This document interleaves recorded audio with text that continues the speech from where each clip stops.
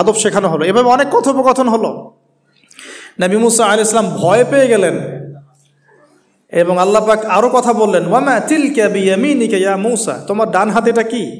মুসা আলাইহিস সালাম বলছেন, ক্বালা হিয়া আসায়া আতাওয়াক্কাউ আলাইহা ওয়া আহুশু বিহা আলা গনামি ওয়া লিয়া ফিহা মাআরিব উখরা, এটা তো আমার লাঠি, এটা দিয়ে আমি ডালপালা পারি, আমার ওই যে গবাদি পশু চড়াই।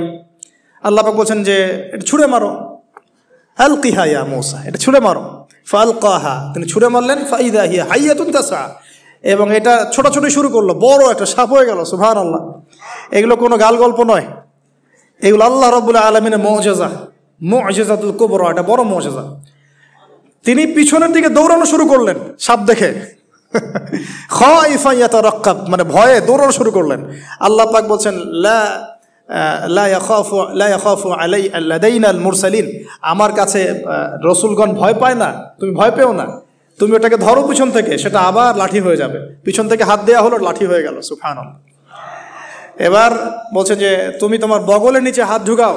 মুসা আলাইহিস সালাম বগলে হাত ঢুকালেন, বের করলেন, হাত থেকে টর্চ লাইটের মতো আলো বের হওয়া শুরু হলো। এটা দ্বিতীয় নিদর্শন।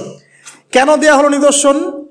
এবার আল্লাহ পাক তার দায়িত্বটাকে বলছেন, তোমাকে নিদর্শনগুলো কেন দিলাম, তোমাকে মনোনীত কেন করলাম, কেন তোমাকে মনোনীত করলাম মুসা, তোমার কাজটা কি? তোমার কাজ এখন এটা, ইযহাব ইলা ফিরআউনা ইন্নাহু তাগা, তুমি ফিরআউনের কাছে যাও, ফিরআউন সীমা লঙ্ঘন করেছে, মনে আছে?